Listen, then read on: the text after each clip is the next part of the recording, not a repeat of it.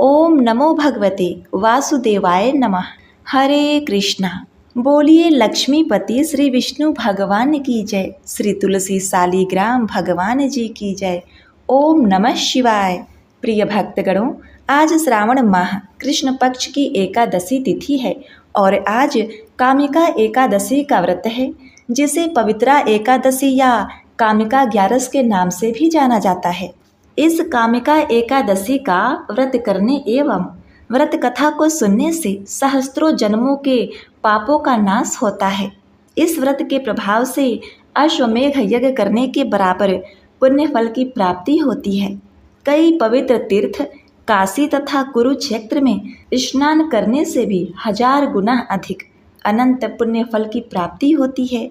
विशेष रूप से इस दिन तुलसी पूजा करने एवं तुलसी पत्र का प्रयोग करने से व्रत का महत्व सहस्त्र गुना बढ़ जाता है। घर परिवार में सुख समृद्धि और खुशहाली आती है।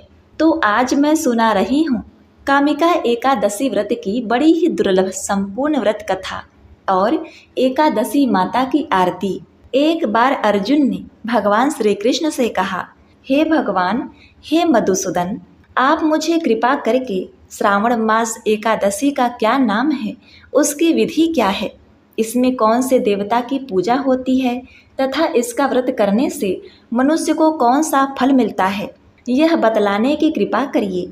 भगवान श्री कृष्ण ने कहा, हे अर्जुन, इस एकादशी का वर्णन एक समय ब्रह्मा जी ने नारद जी के पूछने पर उन्हें सुनाया था, जिसे मैं तुमसे कहता हूँ। ब्रह्मा जी ने कहा, हे नारद, श्रावण मास के कृष्ण पक्ष की एकादशी का नाम कामिका है। इसके महालय और कथा को सुनने मात्र से ही अनंत फल की प्राप्ति होती है। इस दिन शंख चक्र गदा पद्मधारी श्री विष्णु भगवान की हरि माधव मधुसूदन आदि नामों से पूजा की जाती है। इस दिन गंगा, काशी, नैमिषारण्य और पुष्कर स्नान के फल से अधिक विष्णु भगवान की पूजन का फल प्राप्त होता है। जो पुण्य फल सूर्य और चंद्र ग्रहण पर, कुरुक्षेत्र और काशी में स्नान करने से, भूमि दान देने से, सिंह राशि के बृहस्पति में गोदावरी और गंडकी नदी में स्नान करने से प्राप्त होता है, वही फल इस दिन भगवान विष्णु के पूजन करने एवं एकादशी व्रत रखने से मिलता है। श्रावण मास की इस एकादशी के दिन भगवान का पूजन करने से देवता, गंधर्व और सूर्य आदि सब पूजित हो जाते हैं। अतः पापों को नष्ट करने के लिए मनुष्य को कामिका एकादशी का व्रत और विष्णु भगवान का पूजन, कथा का श्रवण इस मास में अवश्य करना चाहिए। जो भक्त लोग कामिका एकादशी के व्रत में विश्वास करते हैं और इसके साथ विष्णु पूजन भी करते हैं, तो व्रत के प्रभाव से उनके सब देवों, किन्नरों, नागों, पितरों का पूजन हो जाता है। इसलिए मनुष्य को पापों से मुक्ति पाने के लिए यह व्रत नियमानुसार व विधि पूर्वक करना चाहिए। भगवान विष्णु ने स्वयं बताया है कि अध्यात्म विद्या से जो पुण्य मनुष्यों को प्राप्त होता है, उससे अधिक पुण्य तो कामिका एकादशी के व्रत से मिल जाता है। यह व्रत मनुष्य को मरते समय नरक में जाने से बचाता है। इसके पुण्य प्रभाव से कुयोनि भी नहीं मिलती। जो व्रती इस एकादशी का व्रत करते हुए भक्ति पूर्वक तुलसी दल विष्णु भगवान को अर्पित करते हैं, वे पापों से दूर हो जाते हैं। श्री विष्णु भगवान रत्न, मोती, मणि तथा आभूषण आदि से इतने प्रसन्न नहीं होते जितने तुलसी दल से होते हैं। तुलसी दल पूजन का फल 4 भार चांदी और 1 भार स्वर्ण के बराबर माना जाता है। ब्रह्मा जी बोले, हे नारद, मैं स्वयं भगवान की अति प्रिय तुलसी को सदैव नमस्कार करता हूँ। तुलसी को सींचने से मनुष्य की सब यातनाएं नष्ट हो जाती हैं। तुलसी के दर्शन मात्र से ही मानव के सब दुखों का विनाश हो जाता है और इस दिन शरीर से तुलसी के स्पर्श करने से मनुष्य शुद्ध हो जाता है। तुलसी जल के स्नान से प्राणी के समस्त बाधाएं और यातनाएं समाप्त हो जाती हैं। जो श्रद्धा पूर्वक भगवान के चरणों में तुलसी अर्पित करता है, वह भव सागर से मुक्त हो जाता है। कामिका एकादशी को रात्रि जागरण करने व दीपदान करने वालों को प्राप्त पुण्य का वर्णन करने में स्वयं कामिका एकादशी व्रत के दिन प्रभु के समक्ष दीप जलाने वाले के पितर उस दिन स्वर्ग को जाते हैं। उन्हें स्वर्ग जाने पर हजारों दीपों की रोशनी प्राप्त होती है। ब्रह्मा जी कहते हैं, हे नारद, ब्रह्म हत्या तथा भ्रूण हत्या आदि पापों से नष्ट करने वाली इस कामिका एकादशी का व्रत मनुष्य को यत्न के साथ करना चाहिए। कामिका एकादशी के व्रत महालय को श्रद्धा से पढ़ने या सुनने वाला मनुष्य सब पापों से छूटकर विष्णु लोक को जाता है। अब मैं तुम्हें कामिका एकादशी का वह व्रत कहता हूँ जिसे सुनने से मनुष्य के सभी पापों का हरण होता है। प्राचीन काल में पुष्कर क्षेत्र में एक गांव में एक वीर साहूकार रहा करता था। एक दिन किसी कारणवश उसकी ब्राह्मण से हाथापाई हो गई और इस दौरान उससे ब्राह्मण की मृत्यु हो गई। अपने हाथों मारे गए उस ब्राह्मण की अंतिम संस्कार उस क्षत्रिय ने करनी चाहे, परंतु पंडितों ने उसे अंतिम क्रिया में शामिल होने से मना कर दिया। अब इस प्रकार अनजाने में ही उस ब्राह्मण की हत्या करने से उस साहूकार को बड़ा भारी पाप लगता है और इस प्रकार वह ब्राह्मण ब्रह्म राक्षस बन जाता है तथा हर दिन उस साहूकार को अनेकानेक प्रकार से उसे प्रेत बनकर डराया करता था। अब इस प्रकार इन सब चीज़ों से वह साहूकार बड़ा ही दुखित होता है तथा उसका शरीर दिन पर दिन कृशकाय होने लगा। अब इस प्रकार उस ब्राह्मण की जब 13वीं आती है तो वह उस दिन उस ब्राह्मण की 13वीं में शामिल होने के लिए जाता है ताकि उसे ब्राह्मण की हत्या के पाप से मुक्ति मिल सके। लेकिन ब्राह्मणों ने उसे वहाँ भी शामिल नहीं होने दिया। ब्राह्मणों ने बताया कि तुम पर ब्रह्म हत्या का दोष है, पहले प्रायश्चित कर इस पाप से मुक्त होगे, तब हमारे घर भोजन करोगे। इस पर साहूकार ने पूछा कि इस पाप से मुक्त होने के क्या उपाय हैं। तब ब्राह्मणों ने बताया कि श्रावण माह के कृष्ण पक्ष की एकादशी को भक्ति भाव से भगवान श्रीधर का व्रत एवं पूजन कर ब्राह्मणों को भोजन करा के सदक्षिणा के साथ आशीर्वाद प्राप्त करने से इस पाप से मुक्ति मिलेगी, मृत ब्राह्मण के आत्मा को शांति मिलेगी तथा वह ब्रह्म राक्षस की योनि से मुक्त हो जाएगा। अब पंडितों के बताए हुए तरीकों पर उस साहूकार ने कामिका एकादशी का व्रत रखा और रात में भगवान श्री विष्णु का जागरण किया और उस रात साहूकार भगवान की मूर्ति के पास ही सो गया। भगवान विष्णु ने उसके सपने में दर्शन दिए और उसे उसके पापों से मुक्ति दिलाई। अंत में भगवान ने उसे क्षमा किया। हे नारद, इससे पहले यह कथा महर्षि वशिष्ठ ने राजा दिलीप को सुनाई थी। अतः जो कोई व्यक्ति इस दिन श्रद्धा पूर्वक कामिका एकादशी की महिमा सुनता है उसे अपार धन मिलता है और अनजाने में किए पापों से मुक्ति मिलती है। तो बोलिए श्री लक्ष्मीपति विष्णु भगवान की जय, श्री तुलसी शालिग्राम भगवान जी की जय। प्रिय भक्तगणों, इस दिन बाके बिहारी जी और तुलसी जी की कथा को सुने बिना यह व्रत पूर्ण नहीं माना जाता। इसलिए अब आइए श्रवण करते हैं बड़ी ही दुर्लभ कथा। तो इस कथा को पूरा सुनिएगा। यह एक सच्ची घटना है। बरसाना में श्री राधा जी का एक मंदिर है जिसके पास एक सेठ जी रहा करते थे। सेठ जी बहुत ही संपन्न थे। उनके पास सब कुछ था, आलीशान दुकान, भव्य भवन, 3 बेटे और 3 बहुएं। सेठ जी यूँ तो हर तरीके से साधन संपन्न थे, लेकिन फिर भी उनके मन में बड़ा दुख था। उन्हें लगता था कि अगर उनकी पुत्री होती तो वे अपने मन की सारी बात अपनी पुत्री को बताते और पुत्री को बहुत दुलार करते। अब कुछ समय पहले ही सेठ जी की पत्नी का देहांत हो गया था, इसलिए सेठ जी बहुत ही अकेलापन महसूस करते थे। सेठ जी हमेशा अपने घर के पास स्थित मंदिर में श्री राधा जी के दर्शन के जाया करते थे। एक दिन जब सेठ जी मंदिर में श्री राधा जी के दर्शन करने गए, उस दिन मंदिर में एक संत पधारे थे। सेठ जी को कुछ उदास देखकर संत ने सेठ जी से पूछा, उदास क्यों हो बेटा? सेठ जी बोले, महाराज, मेरी कोई बेटी नहीं है, इसलिए मैं उदास हूँ। संत मुस्कुराए और बोले, यदि जीवन में किसी का अभाव है तो उसकी जगह भगवान को बिठा लेना चाहिए। सेठ जी बोले, महाराज, मेरे तो कोई बेटी नहीं है, तो मुझे क्या करना चाहिए? संत बोले, अरे सेठ, जब तुम्हें बरसाना का वास मिला है तो तुम बरसाने की बेटी श्री राधा जी को अपनी बेटी क्यों नहीं मान लेते। संत की बात सेठ जी को बहुत पसंद आई।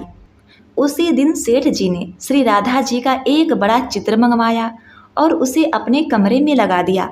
अब तो सेठ जी का जीवन ही बदल गया। वे उठते बैठते सोते जागते श्री राधा जी को अपनी बेटी मानकर उनसे बातें करने लगे। उन्हें अपनी पुत्री को हर बात बताने में बहुत आनंद आता था। सेठ जी की राधा जी में ऐसी लगन लगी कि जब भी वे दुकान जाते तो श्री राधा जी को भोग लगाकर प्रसाद पाकर ही जाते थे। शाम को लौटते तो राधा जी को प्रणाम करते, उससे बातें करते और भोग लगाकर फिर प्रसाद ग्रहण करते और हर समय श्री राधा जी के राधा कीर्तन किया करते और हर समय प्रसन्न चित्त रहते थे।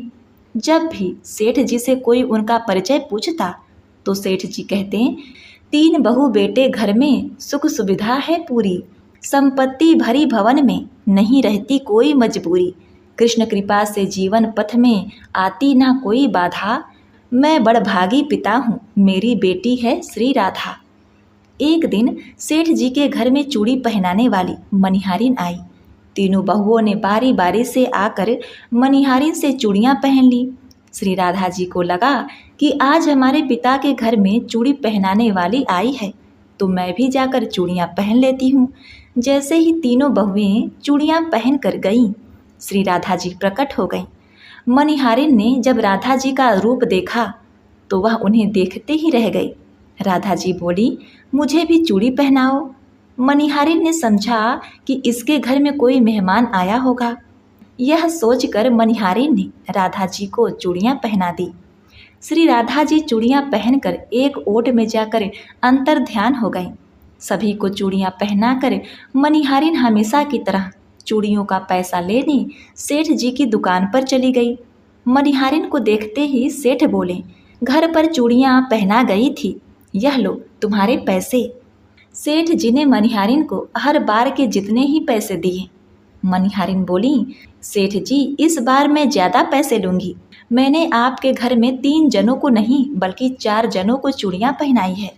सेठ जी बोले, हमारे घर में 3 बहुओं के अलावा चौथी तो कोई है ही नहीं। मनिहारिन बोली, यह मैं नहीं जानती, लेकिन चूड़ी मैंने तो 4 को ही पहनाई है। सेठ जी बोले कि बाकी के पैसे मैं पहले घर में पता कर आऊँगा, उसके बाद दूंगा। मनिहारिन बोली, ठीक है, आप घर में पता कर लीजिए। यह कहकर मनिहारिन चली गई। शाम को सेठ जी घर पर पहुँचे। उन्होंने घर में मनिहारिन के बारे में पूछा। उनकी बहुओं ने कहा कि केवल हम तीनों ने ही चूड़ियाँ पहनी थी। सेठ जी बोले, मैं भी कहूँ कि चौथा कोई है ही नहीं हमारे घर में चूड़ियाँ पहनने वाला। इस प्रकार सेठ जी बात भूल गए और अपने नित्य काम में लग गए। सेठ जी राधा राधा बोलते बोलते श्री राधा जी को प्रसाद का भोग लगाकर भोजन करके सो गए। जब सेठ जी को नींद आ गई तो उनके स्वप्न में श्री राधा जी प्रकट हो गई। राधा जी बहुत उदास थीं, उनकी आंखों में आंसू थे। सेठ जी ने पूछा, बेटी उदास क्यों हो? श्री राधा जी बोली, आज मेरा मन बहुत दुखी है। मैंने आज अपने पिता का घर समझकर यहाँ उस मनिहारिन से चूड़ियाँ पहनी थीं, लेकिन पिताजी आपने उस मनिहारिन को मेरी चूड़ियों का मोल नहीं चुकाया। पिताजी, आपने मुझे बेटी तो बना लिया, परंतु आपको मेरी याद नहीं आई, आपने मुझे भुला दिया, इससे मैं बहुत दुखी हूँ। यह सुनकर सेठ जी सपने में ही रोने लगे और बोले, बेटी मुझे क्षमा कर दो, मुझसे बहुत बड़ी भूल हो गई। सेठ जी तुरंत नींद में से उठ बैठे। उनकी आंखों में आंसू आ रहे थे। सेठ जी ने तुरंत तिजोरी में से पैसे निकाले और मनिहारिन के घर के तरफ चल दिए। सेठ जी ने मनिहारिन के घर का दरवाज़ा खटखटाया। मनिहारिन ने दरवाज़ा खोला। सेठ जी, आप इतनी रात को? सेठ जी को अपने घर पर देखकर मनिहारिन चौंक गई। सेठ जी के नेत्र में आंसू भरे थे। सेठ जी बोले, तुम्हारे जैसा बड़भागी कोई नहीं है। मनिहारिन बोली, सेठ जी क्या हुआ? सेठ जी बोले, मैंने राधा जी को अपनी बेटी बनाया, परंतु मैंने उन्हें कभी अपने नेत्रों से नहीं देखा, लेकिन तुमने आज उन्हीं राधा जी को अपने हाथों से चूड़ियाँ पहनाई है। आज तुम्हारे जितना भाग्यशाली इस धरती पर कोई नहीं है। मैं तुम्हें अपनी पुत्री की पहनाई हुई चूड़ियों का मूल्य चुकाने आया हूँ। यह कहकर सेठ जी ने रुपयों से भरी हुई थैली मणिहारिन के सामने रख दी और कहा, इसमें से जो भी लेना हो वह ले लो। जब मणिहारिन ने सुना कि स्वयं राधा जी उससे चूड़ियाँ पहनने आई थी तो उसकी आंखों से भी आंसू की धारा बह निकली। मणिहारिन बोली, सेठ जी, मैं राधा रानी की चूड़ियों के पैसे आपसे कैसे ले सकती हूँ? राधा रानी तो इस वर्षानी की बिटिया हैं और मैं बिटिया की चूड़ी के पैसे आपसे ना लूँगी। परंतु सेठ जी नहीं माने। सेठ जी ने रुपयों से भरी हुई थैली मणिहारिन के घर पर रखी और वहाँ से सीधे राधा जी के मंदिर को चले गए। उस दिन के बाद सेठ जी ने सब कुछ छोड़कर संन्यास लिया और अपना शेष जीवन राधा जी के मंदिर में राधा जी की भक्ति करते हुए बिता दिया। तो बोलिए श्री राधा रानी सरकार की जय। प्रिय भक्तगणों, आइए अब श्रवण करते हैं इस एकादशी व्रत कथा को पूर्ण करने वाली श्री तुलसी देवी की कथा। एक ब्राह्मण था, वह प्रतिदिन मंदिर जाता था। वह प्रतिदिन तुलसी माता की पूजा करता था। वह तुलसी माता से प्रतिदिन प्रार्थना करता था कि हे तुलसी महारानी, मेरे आनंद करना।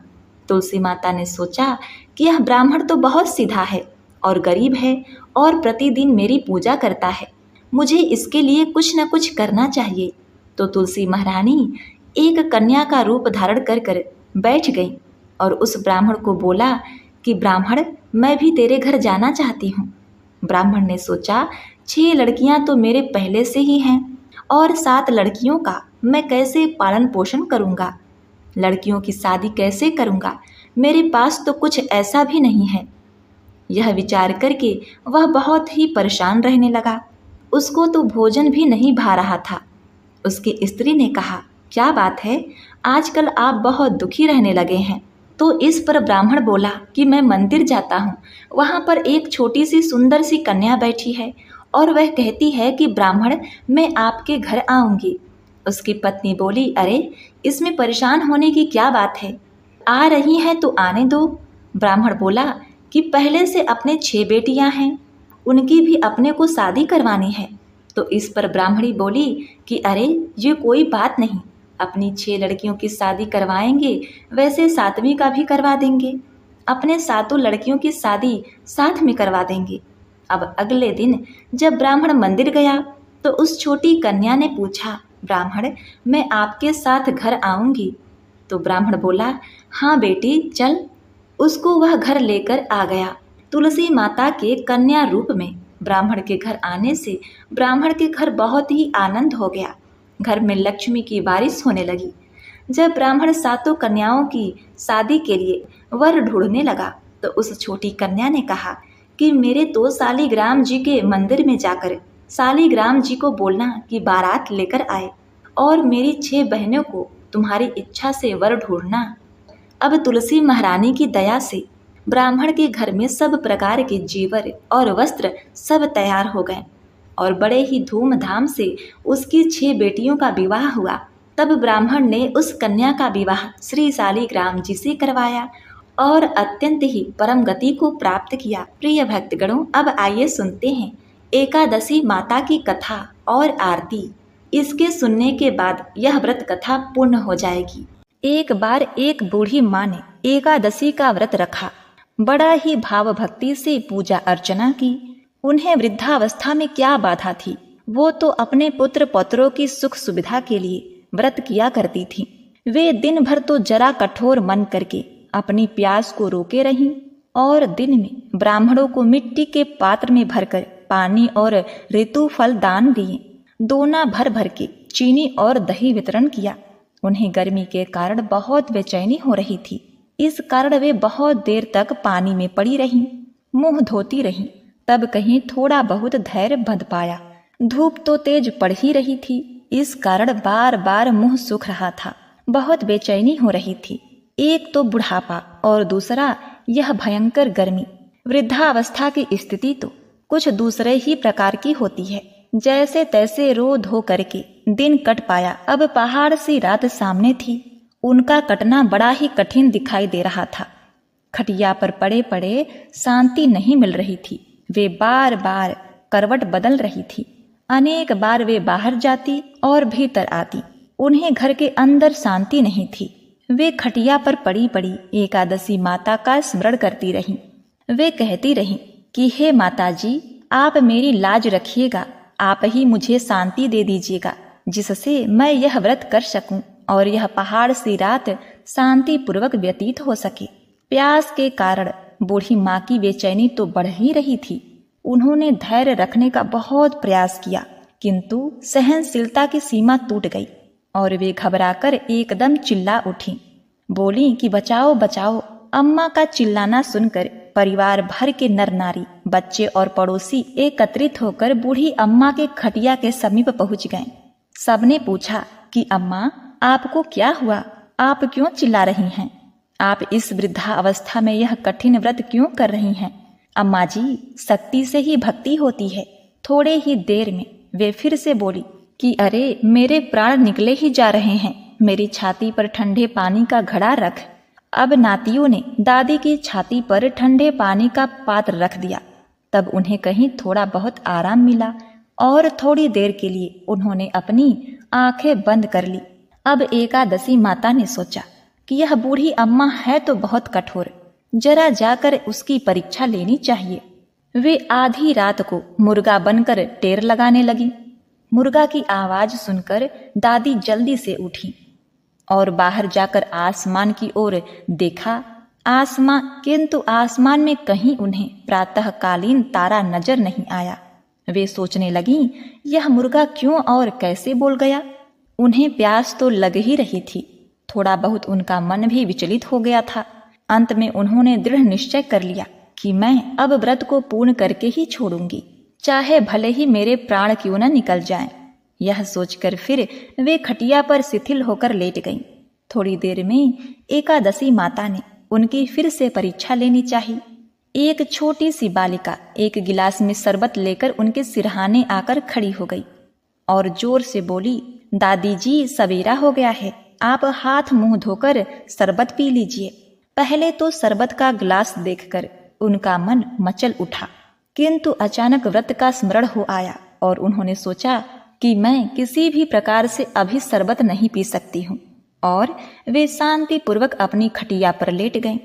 फिर थोड़ी ही देर में उन्हें ऐसा लगा जैसे किसी ने उन्हें पानी के कुएं में पलट दिया हो।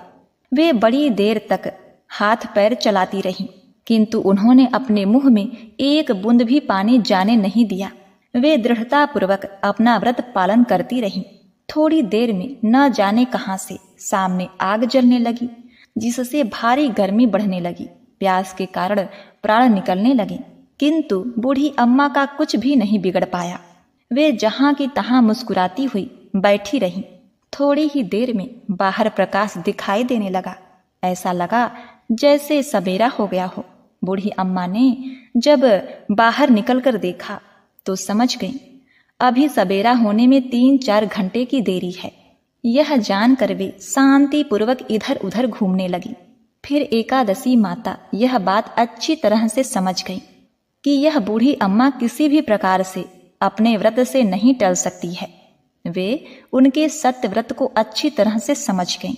अब सवेरा होते ही बूढ़ी माता ने स्नान किया, भगवान का पूजा पाठ किया, एकादशी की कथा सुनी, ब्राह्मणों को दक्षिणा देकर भोजन कराया।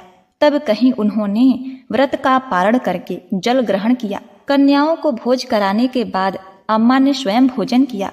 उस श्रेष्ठ व्रत के प्रभाव से बूढ़ी अम्मा की आयु में वृद्धि हो गई। उनका घर परिवार हरा भरा हो गया। अब उनको कोई अभाव न रहा। वे हर तरह से सुख साधनों से संपन्न हो गईं। नाती नातिन से उनका घर भर गया और वे उसी दिन से 12 महीने की एकादशी का व्रत करने लगी। एकादशी माता के व्रत के प्रताप से इस संसार में हर प्रकार के सुख भोग कर अंत में वे वैकुंठ धाम को चली गई। जैसे एकादशी माता ने बूढ़ी माता और उनके परिवार को हरा भरा किया, ऐसे ही एकादशी माता हम सभी के मनोकामनाओं को पूर्ण करें। बोलिए श्री लक्ष्मी नारायण भगवान जी की जय। प्रिय भक्तगणों, इस कथा को समाप्त करते हुए आइए अब श्रवण करते हैं आरती। ओम जय एकादशी जय एकादशी जय एकादशी माता। विष्णु पूजा व्रत को धारण कर शक्ति मुक्ति पाता। ओम जय एकादशी माता। विष्णु पूजा व्रत को धारण कर शक्ति मुक्ति पाता। तेरे नाम गिनाओ देवी भक्ति प्रदान करनी। गुण गौरव की देवी माता शास्त्रों में वर्णी। ओम जय एकादशी माता।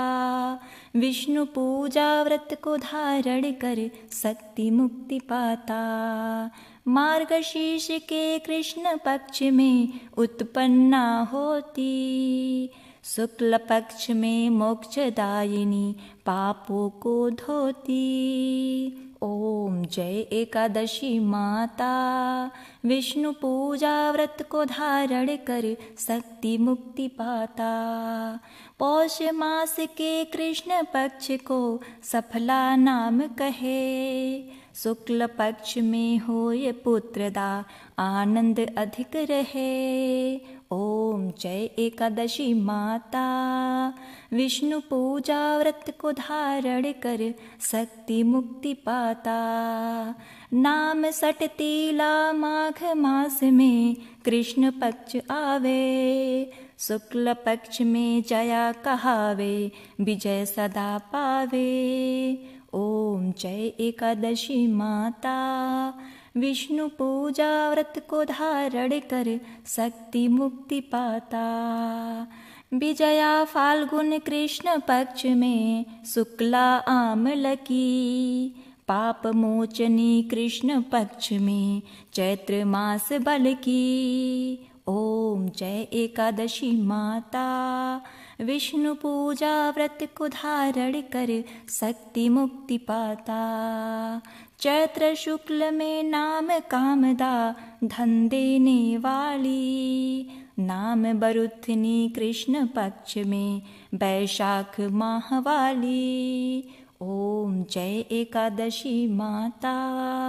विष्णु पूजा व्रत को धारण कर शक्ति मुक्ति पाता। शुक्ल पक्ष में होय मोहिनी अपरा ज्येष्ठ कृष्ण पक्षी। नाम निर्जला सब सुख करनी शुक्ल पक्ष रखी। ओम जय एकादशी माता। विष्णु पूजा व्रत को धारण कर शक्ति मुक्ति पाता। योगिनी नाम आषाढ़ मास जानो कृष्ण पक्ष वर्णी। देवशयनी नाम कहायो शुक्ल पक्ष धरनी। ओम जय एकादशी माता। विष्णु पूजा व्रत को धारण कर शक्ति मुक्ति पाता। कामिका श्रावण मास में आवे कृष्ण पक्ष कहिए। श्रावण शुक्ल होय पुत्रदा आनंद से रहिए। ओम जय एकादशी माता। विष्णु पूजा व्रत को धारण कर शक्ति मुक्ति पाता। अजा भाद्रपद कृष्ण पक्ष की परिवर्तिनी शुक्ला। इंदिरा अश्विन कृष्ण पक्ष में व्रत में भवसागर निकला। ओम जय एकादशी माता। विष्णु पूजा व्रत को धारण कर शक्ति मुक्ति पाता। पापा कुंसा है शुक्ल पक्ष में पाप हरण हारी। रमा मास कार्तिकेय में आवे सुखदायक भारी। ओम जय एकादशी माता। विष्णु पूजा व्रत को धारण कर शक्ति मुक्ति पाता। देवोत्थायनी शुक्ल पक्ष की दुख नाशक मैया। लौदा मास की करो विनती पार करो नैया।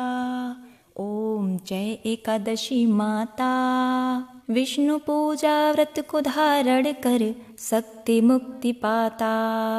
शुक्ल लौद में होय पद्मिनी दुख दारिद्र हरणी। परमा कृष्ण पक्ष में होती जन मंगल करनी। ओम जय एकादशी माता। विष्णु पूजा व्रत को धारण कर शक्ति मुक्ति पाता। जो कोई आरती एकादशी की भक्ति सहित गावे, जन रघुनाथ स्वर्ग का वासा निश्चय वह पावे। ओम जय एकादशी माता।